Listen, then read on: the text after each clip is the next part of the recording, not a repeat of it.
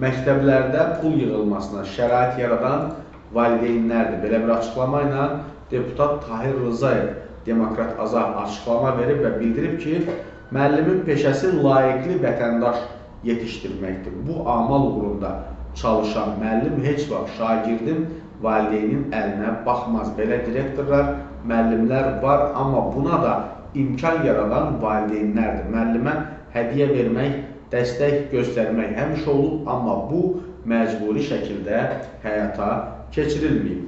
Məktəb təlim-tərbiyə müəssisəsidir, hər kəs bura öz dəstəyini verməlidir. Ancaq direktorun, müəllimin uşaqdan pul istəməsi, hansısa əlamətdar günləri keçirmək bəhanəsi ilə vəsait toplaması müəllim adına yaraşmır. Biz bu məsələdə nazirliyi günahlandırmamalıyıq. Nazirlik dəfələrlə bildirib ki, məktəblərdə pul yığılması qanunsuzdur və yol verilməzdir və mən də deməli, hər halda bu haqda dəfələrlə öz yayımlarımda qeyd etmişəm.